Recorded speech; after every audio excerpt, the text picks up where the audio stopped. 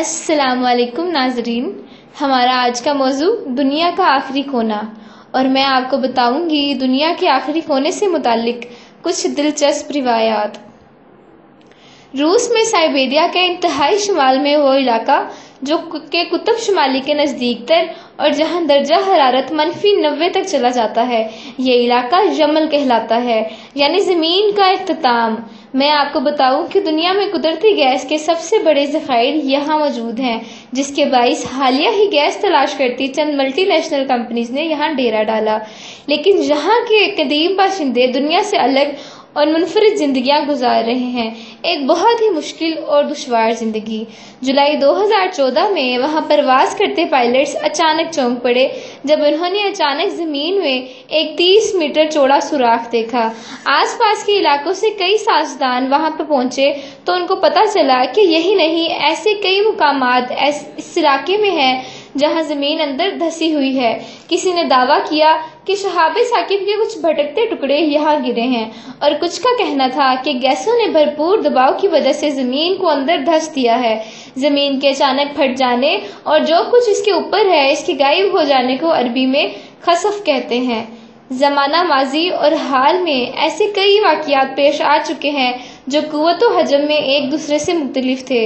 آخری الزماں کی ایک اہم علامت کبریٰ یا بڑی نشانی 3 مقامات پر خسف کا ہونا ہے، لیکن جن خسوف کا ذکر احادیث میں ملتا ہے ان کی خاص اہمیت ہوگی اور ان کی خبر آخری دور میں اچانک چاروں طرف پھیل جائے گی۔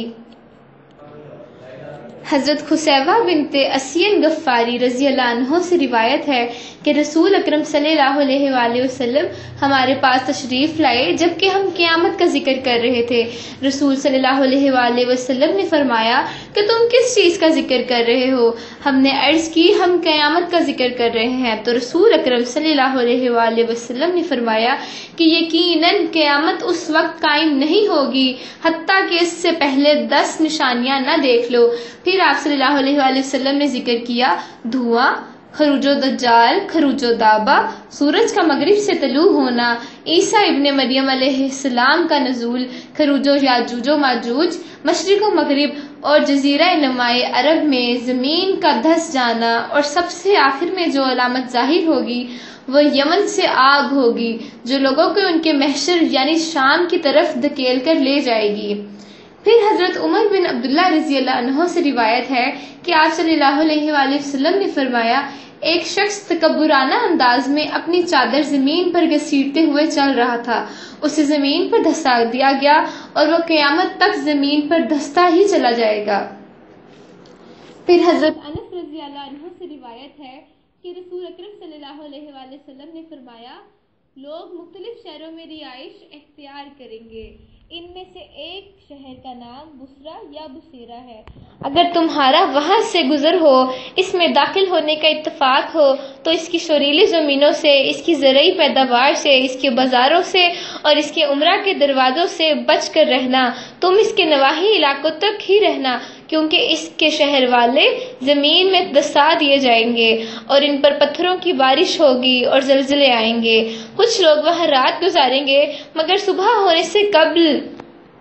بندر اور خنزیر بن جائیں گے۔ گویا اس حدیث میں یہ خبر دی گئی ہے کہ لوگ مختلف شہروں میں جا کر آباد ہوں گے، ان میں سے ایک کا نام بصرہ ہوگا۔ آپ صلی اللہ علیہ وآلہ وسلم ہمیں خبردار فرماتے ہیں کہ اس شہر کی شوریلی زمینوں، نباتات اور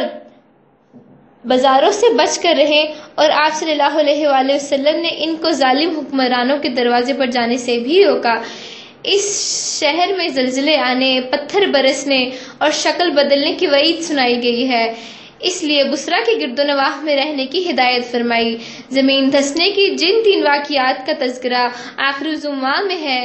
حقیقت کے مطابق، محققین کے مطابق مشرق میں، مغرب میں، کسی مغربی ملک میں، مدینہ منورہ میں، میدان میں پیدا ہوں گے۔